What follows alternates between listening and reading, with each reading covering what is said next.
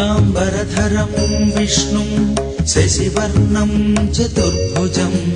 प्रसन्नवदनं ध्यायेत् सर्वविघ्नोपशान्तये। यस्य द्विरतवक्त्राद्याः पारिषद्याः परशतं विघ्नं निघ्नन्ति सततं विश्वक्सेनं तमाश्रये। व्यासं वसिष्ठनप्तारं शक्तिपौत्रमकल्मषं पराशरात्मजं वन्दे शुकतातं तपोनिधिम्। व्यासाय विष्णुरूपाय व्यासरूपाय विष्णवे नमो वै ब्रह्मनिधये वासिष्ठाय नमो नमः। अविकाराय शुद्धाय नित्याय परमात्मने सदैकरूपरूपाय विष्णवे सर्वजिष्णवे। यस्य स्मरणमात्रेण जन्म संसारबन्धनात् विमुच्यते नमस्तस्मै विष्णवे प्रभविष्णवे। ॐ नमो विष्णवे प्रभविष्णवे। श्री वैशम्पायन उवाच श्रुत्वा धर्मानशेषेण पावनानि च सर्वशः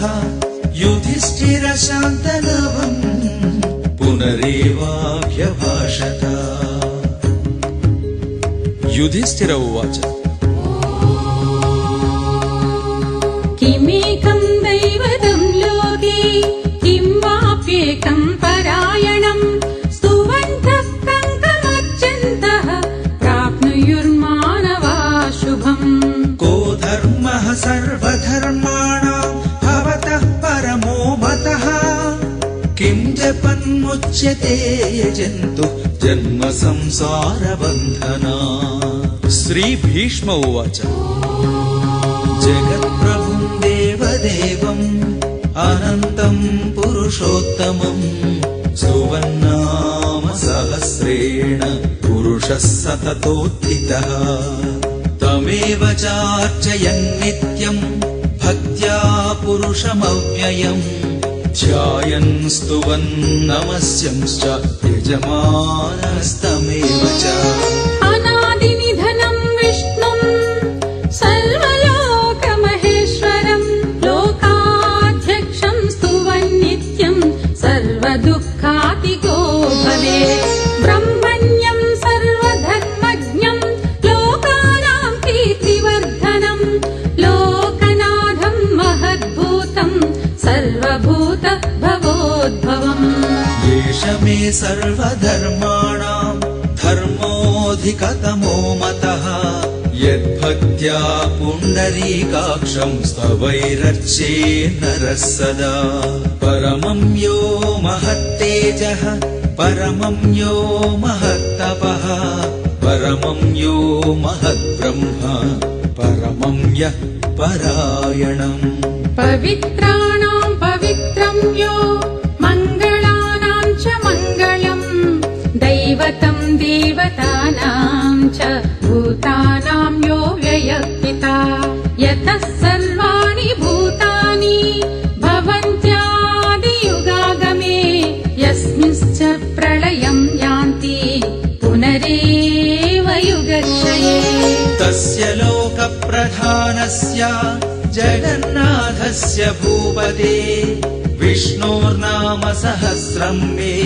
शृणु पापभयापहम्। यानि नामानि गौणानि विख्यातानि महात्मनः ऋषिभिः परिगीतानि तानि वक्ष्यामि भूतये। विष्णोर्नाम सहस्रस्य वेदव्यासो महान् ऋषिः छन्दोनुष्टुप् तथा देवो भगवान् देवकीसुतः। अमृतांशुद्भवो बीजं शक्तिर्देवकी नन्दनः त्रिसामा हृदयं तस्य शान्त्यर्थे विनियुज्यते। विष्णुं जिष्णुं महाविष्णुं प्रभविष्णुं महेश्वरम् अनेकरूपदैत्यान्तम् नमामि पुरुषोत्तमम्। अस्य श्रीविष्णोर्दिव्यसहस्रनामस्तोत्रमहामन्त्रस्य श्रीवेदव्यासो भगवान् ऋषिः अनुष्ठुप्-छन्दः श्रीमहाविष्णुः परमात्मा श्रीमन्नारायणो देवता अमृतांशोद्भवो भानुरिति बीजम् देवकी नन्दनस्रष्ठेति शक्तिः उद्भवक्षोभणो देव इति परमो मन्त्रः शङ्खबृन्नन्दकी चक्रेति कीलकम् शाङ्गधन्वा गदाधर इत्यस्त्रम् रथाङ्गपाणिरक्षोभ्य इति नेत्रम् त्रिसामा सामगः सामेति कवचम् आनन्दम् परब्रह्मेति योनिः ऋतुसुदर्शनः काल इति दिग्बन्धः श्रीविश्वरूप इति ध्यानम् श्रीमहाविष्णोः कैङ्कर्यरूपे श्रीसहस्रनामस्तोत्र जपे विनियोगः ध्यानम् क्षीरोदन्वत्प्रदेशे शुचिमणिविलसत्सैकते मौक्तिकानाम् मालाक्लप्तासनस्थः स्फटिकमणिनिभैर्मौक्तिकैर्मण्डिताङ्गः शुभ्रैरभ्रैरदभ्रैरुपरि विरचितैर्मुक्तपीयूषवर्षैः आनन्दीनः पुनीयात् अरिनळिनगदा शङ्खपाणिर्मुकुन्दः भूः पादौ यस्य नाभिर्वियदसुरनिलश्चन्द्रसूर्यौ च नेत्रे कर्णाभासाः शिरोद्यौर्मुखमपि दहनो यस्य वास्तेयमब्धिः अन्तस्थं यस्य विश्वं सुरनरखगो भोगिगन्धर्वदैत्यैः चित्रं रम्यते तं त्रिभुवनवपुषं विष्णुमीशं नमामि शान्ताकारं भुजगशयनं पद्मनाभं सुरेशं विश्वाकारं गगनसदृशं मेघवर्णं शुभाङ्गं लक्ष्मीकान्तं कमलनयनं योगिहृद्यानगम्यं वन्दे विष्णुं भवभयहरं सर्वलोकैकनाथम् मेघश्यामं पीतकौसेयवासं श्रीवत्साङ्कं कौस्तुभोद्भासिताङ्गं पुण्योपेतं पुण्डरीकायताक्षं विष्णुं वन्दे सर्वलोकैकनाथम् नमः समस्तभूतानाम् आदिभूताय भूभृते सदैकरूपरूपाय विष्णवे प्रभविष्णवे सशङ्खचक्रं सकिरीटकुण्डलं सपीतवस्त्रं सरसीरुहेक्षणं सहारवक्षस्थलशोभिकौस्तुभम् नमामि विष्णुं शिरसा चतुर्भुजम् छायायां पारिजातस्य हेमसिंहासनोपरि आसीनमम्बुदश्यामम् आयताक्षम् अलङ्कृतम् चन्द्राननं चतुर्बाहुं श्रीवत्साङ्कितवक्षसं रुक्मिणी सत्यभामाभ्यां सहितं कृष्णमाश्रये हरिः ओम्। विश्वं विष्णुर्वषट्कारो भूतभव्य भवत्प्रभुः भूतकृद्भूतभृद्भावो भूतात्मा भूतभावनः भूतात्मा परमात्मा च मुक्तानां परमागतिः अव्ययः पुरुषः साक्षी क्षेत्रज्ञोऽक्षर एव च योगो योगमिदां नेता प्रधानपुरुषेश्वरः नारसिंहवपुः श्रीमान् केशवः पुरुषोत्तमः सर्वः सर्वशिवस्थाणुः भूतादिर्निधिरव्ययः सम्भवो भावनो भर्ता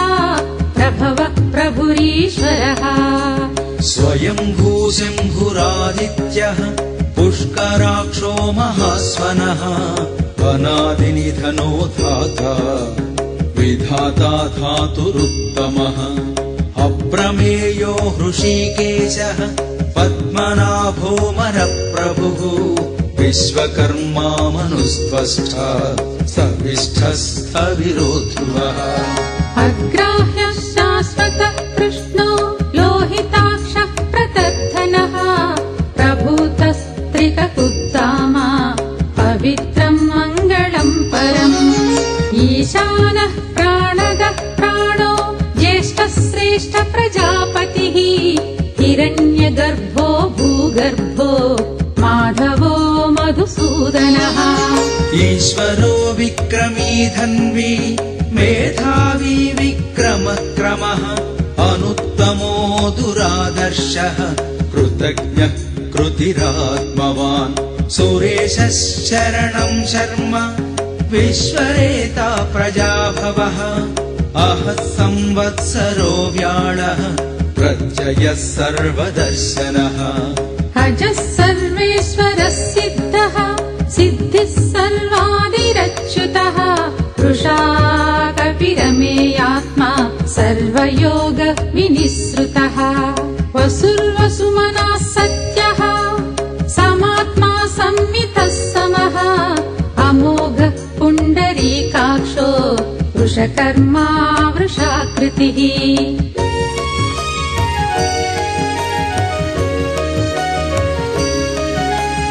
रुद्रो बहुशिरा बभ्रुः विश्वयोनिः शुचिश्रवाः अमृतः शाश्वतस्थाणुः परारोहो महत्तपाः सर्वगः सर्वविद्धानुः विश्वक्सेनो जनार्दनः वेदो वेदविदव्यङ्गो वेदाङ्गो वेदविद्वविः लोकाध्यक्ष सुराध्यक्षो धर्माध्यक्ष कृताकृतः चतुरात्मा चतुर्व्यूहः चतुर्धंष्टः चतुर्भुजः भ्राजिष्णुर्भोजनं भोक्ता सहिष्णुर्जगदादिजः अनघो विजयो जेता विश्वयोनि पुनर्वसुः उपेन्द्रो वामनः प्रांशुरमोघ शुचिरोचितः अतीन्द्रः सङ्ग्रहः सर्गो धृतात्मा नियमो यमः वेद्यो वैद्य सदा योगी वीरः माधवो मधुः अतीन्द्रियो महामायो महोत्साहो महाबलः महाबुद्धिः महावीर्यो महाशक्तिर्महाद्युतिः अनिर्देश्य वपुः श्रीमान् अमेयात्मा महाधृत् महेश्वासो महीभर्ता श्रीनिवासः सताङ्गतिः अनिरुद्धः सुरानन्दो गोविन्दो गोविदाम्पतिः मरीचिर्दमनोऽहंसः सुपर्णो भुजगोत्तमः हिरण्यनाभः सुतपाः पद्मनाभः प्रजापतिः अमृत्युः सर्वदृक्सिंहः सन्धाता सन्धिमान् स्थिरः अजो दुर्मर्षणः शास्ता विश्रुतात्मा सुरारिः गुरुतमो धाम सत्यः सत्यपराक्रमः निमिषो निमिषस्रग्वी वाचस्पतिरुधारधीः अग्रणिर्ग्रामणि श्रीमान् न्यायो नेता समीरणः सहस्रमूर्धा विश्वात्मा सहस्राक्षः सहस्रपात्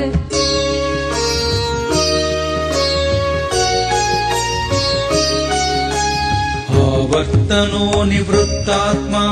संवृतः सम्प्रमर्दनः अहः संवर्तको वर्णिः अलिलो धरणीधरः सुप्रसादः प्रसन्नात्मा विश्वसृक् विश्वभुग्विभुः सत्कर्ता सत्कृतः साधुः जन्मुन्नारायणो नरः असङ्ख्येयो प्रमेयात्मा विशिष्टः शिष्टकृच्छुचिः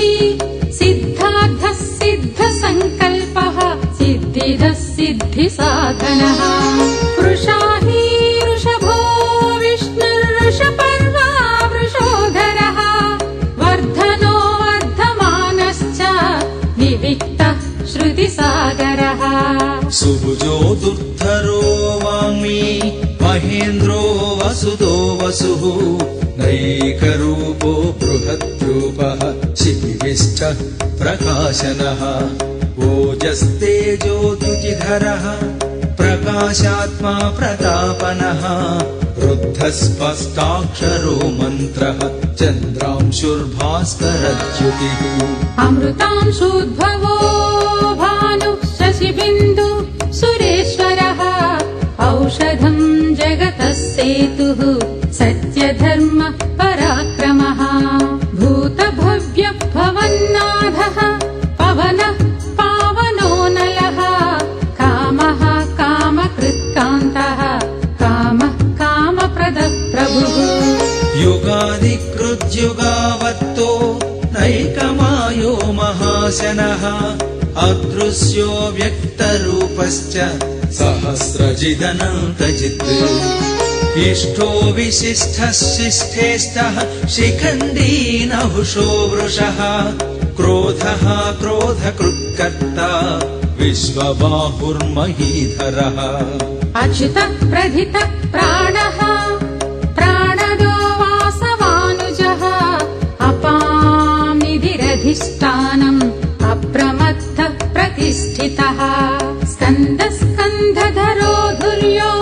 वरदो वायुवाहनः वासुदेवो बृहद्भानुः आदिदेवः पुरन्दरः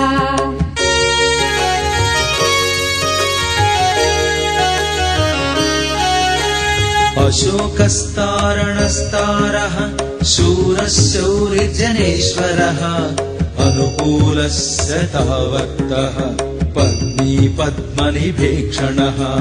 पद्मनाभोरविन्दाक्षः पद्मगर्भः शरीरभृत् महर्तिरुद्धो वृद्धात्मा महाक्षो गरुडध्वजः अतुलः शरभो भीमः समयज्ञो हविर्हरिः सर्वलक्षणलक्षण्यो लक्ष्मीवान् समितिञ्जयः विक्षरो रोहितो मार्गो हेतुर्दामोदरः सहः महीधरो महाभागो वेगवानमिताशनः उद्धवक्षोभणो देवः श्रीगर्भः परमेश्वरः करणम् कारणम् कर्ता विकर्ता गहनो गुहः व्यवसायो व्यवस्थानः संस्थानस्थानधो ध्रुवः परर्तिः परमस्पष्टः तुष्टः पुष्टसुभीक्षणः रामो विरामो विरजो मार्गो नेयो नयो नयः वीरः शक्तिमताम् श्रेष्ठो धर्मो धर्मविदुत्तमः वैकुण्ठः पुरुषः प्राणः प्राणदः प्रणवपृथुः हिरण्यगर्भः शत्रुघ्नो व्याप्तो वायुरधोक्षजः ऋतुः सुदर्शनः कालः परमेष्टि परिग्रहः उग्रः संवत्सरो दक्षो विश्रामो विश्वदक्षिणः विस्तारस्तावरस्थाणु प्रमाणम् बीजमव्ययम् अर्धोऽनर्धो महाकोशो महाभोगो महाधनः अनिर्विण्णस्थविष्ठो भूर्धर्मयूपो महामखः नक्षत्रनेमिर्नक्षत्री क्षमः क्षामः समीहनः यज्ञयुज्यो महेज्यश्च क्रतुः सत्रम् सताङ्गतिः सर्वदर्शी विमुक्तात्मा सर्वज्ञो ज्ञानमुत्तमम्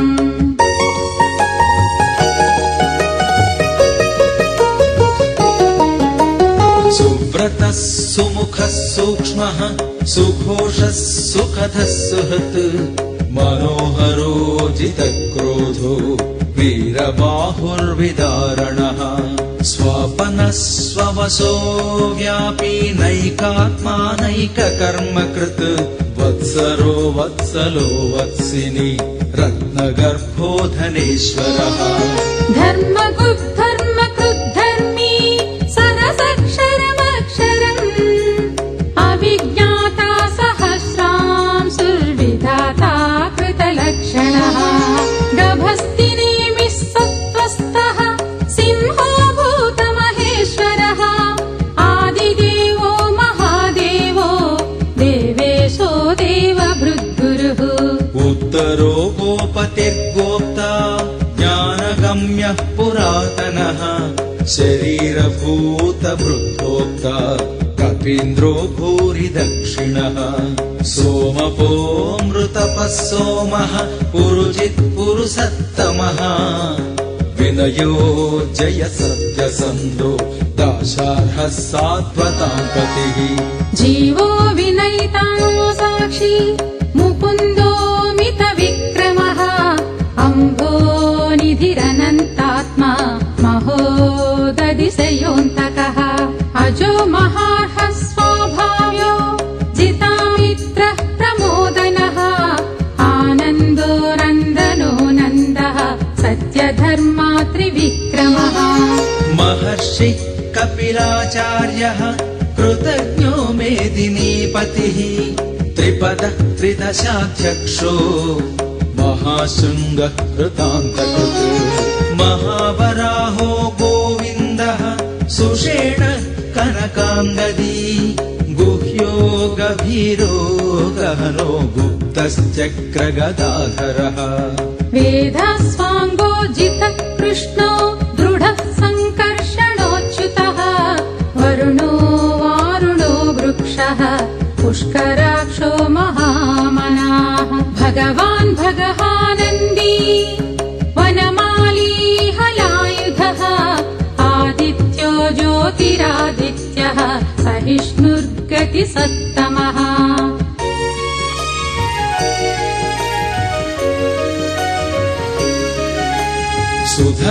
सुधन्वाखण्डपरशुः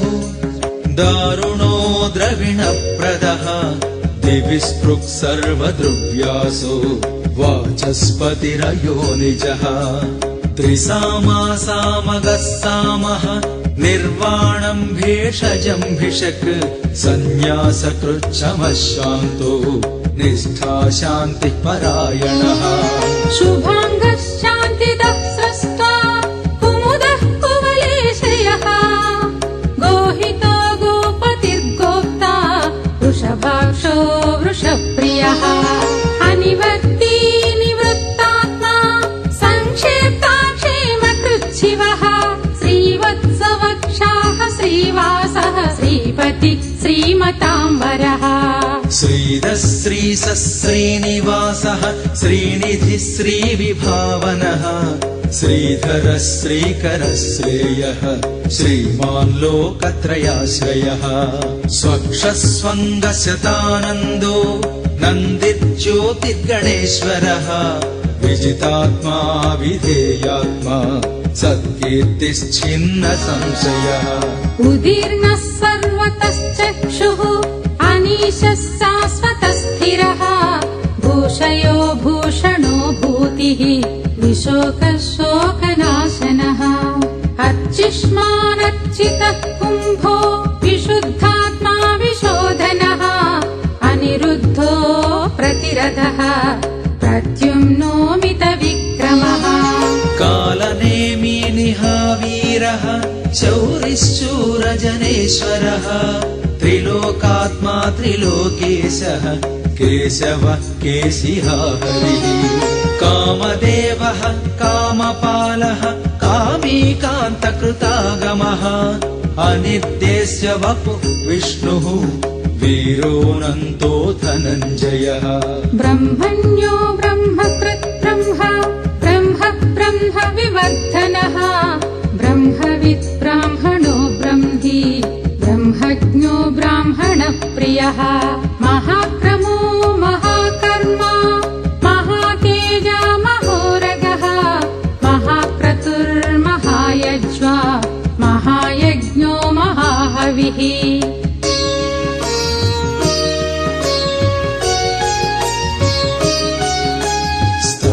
स्तव प्रियस्तोत्रम् स्तुतिस्तोत्रारणप्रियः पूर्णः पूरयिता पुण्यः पुण्यकीर्ति अनामयः मनोजवस्तीर्थकरो वसुरेता वसुप्रदः वसुप्रदो वासुदेवो वसुर्वसुमना हविः सद्गतिः सत्कृतिः सत्ता सद्बुद्धिः सत्परायणः शूरसेनो यदुश्रेष्ठः सन्निवासः सुयामुनः भूतावासो वासुदेवः सर्वासु निलयो नलः दर्पः दर्पदो दृप्तो वृद्धरोधः पराजितः विश्वमूर्तिर्महामूर्तिः दीप्तमूर्तिरमूर्तिमान् अनेकमूर्तिरव्यक्तः शतमूर्ति शताननः एकोनैकसवः किम् यत्तत्पदमनुत्तमम् लोकबन्धुर्लोकनाथो माधवो भक्तवत्सलः सुवर्णवर्णो हेमाङ्गो वराङ्गश्चन्दनाङ्गदी वीरः विषमः शून्यो घृतासीरचलश्चलः अमानी मानदो मान्यो लोकस्वामी त्रिलोकधृत् सुमेधा मेधजो धन्यः सत्यमेधाधराधरः तेजो वृषोऽत्युतिधरः सर्वशस्त्रभृताम्बरः प्रग्रहो निग्रहो व्यग्रो नैकशृङ्गो गदाग्रजः चतुर्मूर्तिः चतुर्बाहुः चतुर्व्यूहश्चतुर्गतिः चतुरात्मा चतुर्भावः चतुर्वेद विदेकपात् समावर्तो निवृत्तात्मा दुर्जयो दुरतिक्रमः दुर्लभो दुर्गमो दुर्गो दुरावासो दुरारिः शुभाङ्गो लोकसारङ्गः सुतन्तुस्तन्तुवर्धनः इन्द्रकर्मा महाकर्मा कृतकर्मा कृतागमः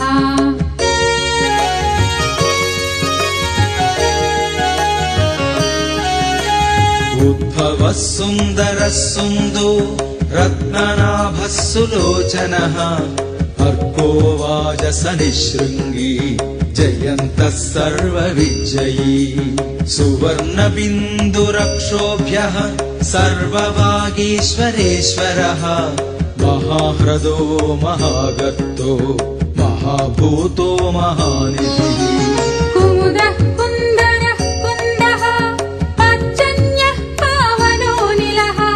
अमृतांशोऽमृतवपुः सर्वज्ञः सर्वतोमुखः सुलभः सुव्रतः सिद्धः शत्रुजित् शत्रुतापनः न्यग्रोधो दुम्बरो श्रद्धः चाणूरान्ध्रनिषूदनः सहस्रार्चिः सप्तजिह्वः सप्तैधा सप्तवाहनः अमूर्तिरनघो चिन्त्यो भयकृद्भयनाशनः अणुर्बृहत्कृशस्थूलो गुणभृन्निर्गुणो महान् अधृतस्वधृतस्वास्थ्यः प्राग्वंशो वंशवर्धनः भारभृत्कथितो योगी योगीशः सर्वकामदः आश्रमः श्रमणः क्षामः सुपर्णो वायुवाहनः धनुर्धरो धनुर्वेदो दण्डो दमयिता दमः अपराजित सर्वसहो नियन्ता नियमो यमः सत्त्ववान् सात्विकः सत्यः सत्यधर्म परायणः अभिप्राय प्रियार्होर्हः प्रियकृत् प्रीतिवर्धनः विहाय सगतिर्ज्योतिः सुरुचिर्हुत भुग्विभुः रविर्विलोचनः सूर्यः सवितारविलोचनः अनन्तहुत भुग्भोक्ता सुखदो नैकदोऽग्रजः अनिर्विण्णः सदामर्षि लोकाधिष्ठानमद्भुतः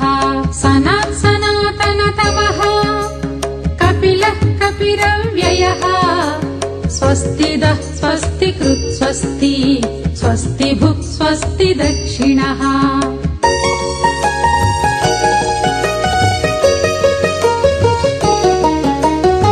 रौद्रः कुण्डली चक्री विक्रम्योर्जितशासनः शब्दातिगशब्दसहः शिशिरः शर्वरीकरः अक्रूरः पेशलो दक्षो दक्षिणः क्षमिणाम्बरः विद्वत्तमो वीतभयः पुण्यश्रवण कीर्तनः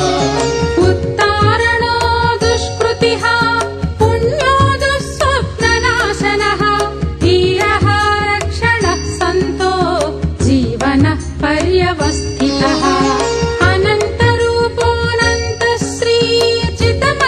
अनन्तरूपोऽनन्तश्रीर्जितमन्युर्भयापहः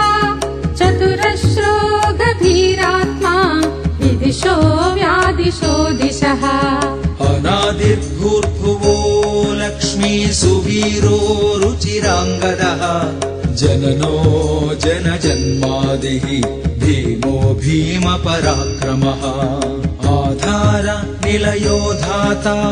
पुष्पहासः प्रजागरः ऊर्ध्वगः सत्पथाचारः प्राणदः प्रणवः प्रणः प्रमाणं प्राणनिलयः प्राणभृत् प्राणजीवनः तत्त्वं तत्त्वविदेकात्मा जन्म मृत्युज्जरातिगः भूर्भुवः स्वस्थरुस्तारः सविता प्रपितामहः यज्ञो यज्ञपतिर्यज्वा यज्ञाङ्गो यज्ञवाहनः यज्ञभृत्यज्ञकृत्यज्ञी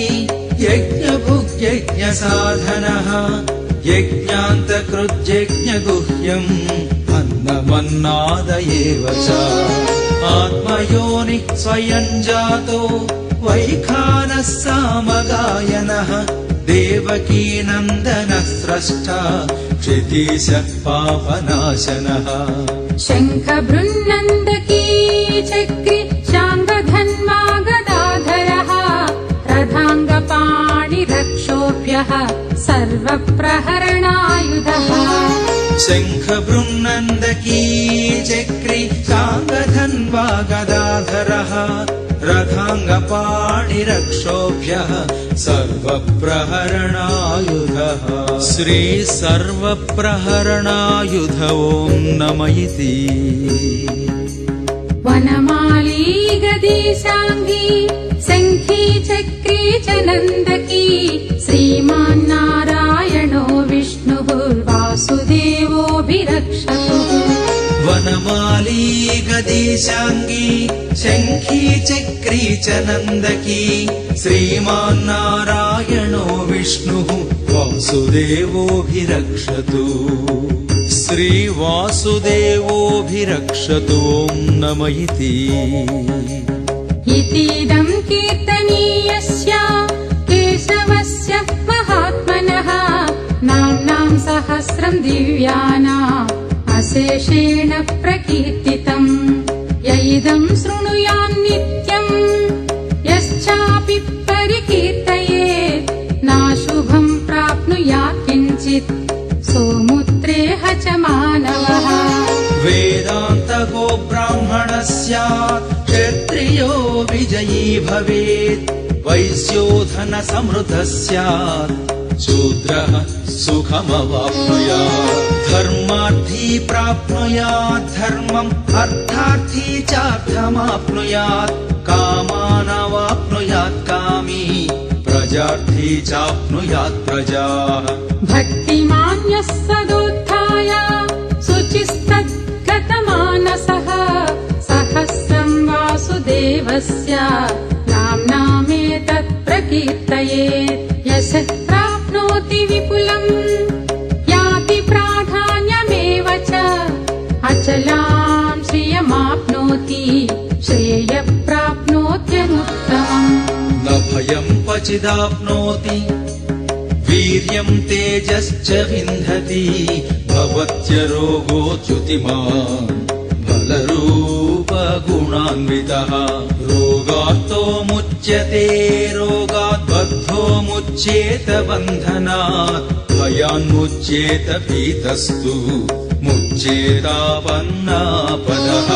दुर्गाण्यतितरत्यासु पुरुषः पुरुषोत्तमम् स्तुवन्नाम सहस्रेण नित्यं भक्तिसमन्वितः वासुदेवाश्रयो मध्यो वासुदेवः परायणः सर्वपापविशुद्धात्मा याति ब्रह्म सनातनम् न वासुदेव भक्तानाम् अशुभं विद्यते क्वचित् जन्म मृत्यु जरा व्याधि भयं नैवोपजायते इमं स्तवम् अधीयानः श्रद्धा भक्ति समन्वितः युज्येतात्मसुखक्षान्ति श्रीधृति स्मृतिकीर्तिभिः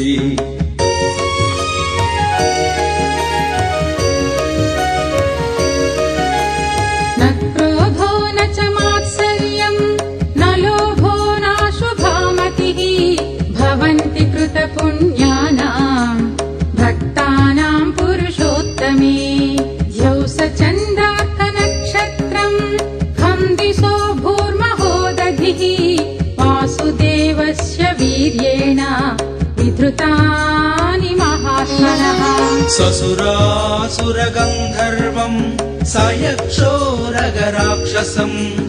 जगद्वशेवत्ततेदम् कृष्णस्य सचराचरम् इन्द्रियाणि मनोबुद्धिः सत्त्वम् तेजो बलम् धृतिः वासुदेवात्मकान्याहुः क्षेत्रम् क्षेत्रज्ञ एव च सर्वागमानामाचारः प्रथमम् परिकल्पितः आचारप्रभवो धर्मो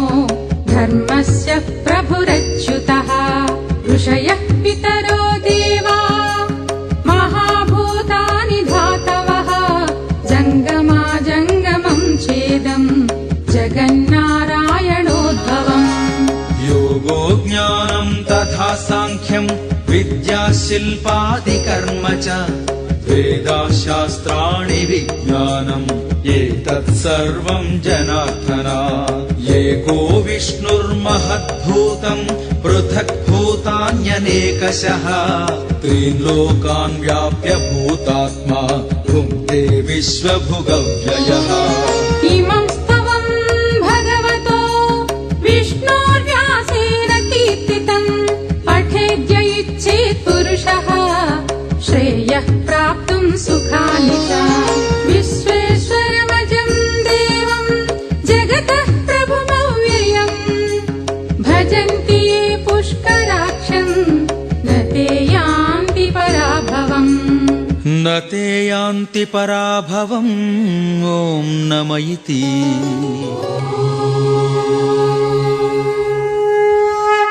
अर्जुन उवाच पद्मपत्र विशालाक्ष पद्मनाभसुरोत्तम भक्तानामनुरक्तानां त्राता भव जनार्दन श्री भगवानुवाच यो मां नाम सहस्रेण स्तोतुमिच्छति पाण्डव सोऽहमेकेन श्लोकेन स्तुत एव न संशयः स्तुत एव न संशय ॐ नम इति व्यास उवाच वासनाद्वासुदेवस्य वासितं ते जगत्त्रयम् सर्वभूतनिवासोऽसि वासुदेव नमोऽस्तु ते श्रीवासुदेव नमोऽस्तु ॐ नम इति पार्वत्युवाच केनोपायेन लघुना विष्णोर्नाम सहस्रकम् पठ्यते पण्डितैर्नित्यम् श्रोतुमिच्छाम्यहम् प्रभो ईश्वर उवाच श्रीराम राम रामेति रमे रामे मनोरमे सहस्रनाम तत्तुल्यम् रामनाम वरानने श्रीराम राम रामेति रमे रामे मनोरमे सहस्रनाम तत्तुल्यम् रामनाम वरानने श्रीराम राम रामेति रमे रामे मनोरमे सहस्रनाम तत्तुल्यम् रामनामवरानने श्रीरामनामवरानन ॐ नम इति। ब्रह्मोवाच नमोऽस्त्वनन्ताय सहस्रमूर्तये सहस्रपादाक्षिशिरोरुबाहवे सहस्रनाम्ने पुरुषाय शाश्वते सहस्रकोटियुगधारिणे नमः। श्रीसहस्रकोटियुगधारिणे ॐ नम इति। सञ्जय उवाच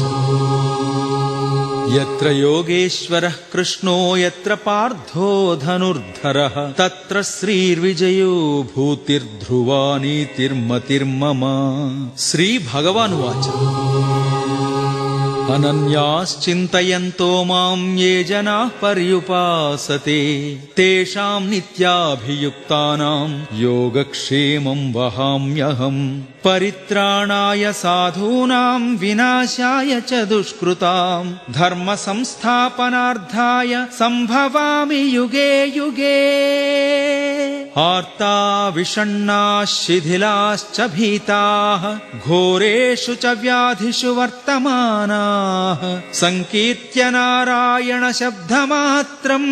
विमुक्तदुःखाः सुखिनो भवन्ति। यदक्षरपदभ्रष्टं मात्राहीनं च यद्भवेत् तत्सर्वं क्षम्यतां देव नारायण नमोऽस्तु ते। कायेन वाचा मनसेन्द्रियैर्वा बुद्ध्यात्मना वा प्रकृते स्वभावात् करोमि यद्यत् सकलं परस्मै नारायणायेति समर्पयामि। श्रीमन्नारायणायेति समर्पयामि। सर्वं श्रीकृष्णार्पणमस्तु।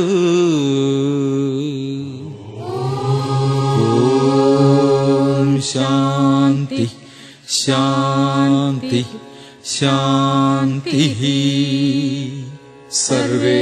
जनाः सुजनो भवन्तु सर्वे सुजनाः सुखिनो भवन्तु।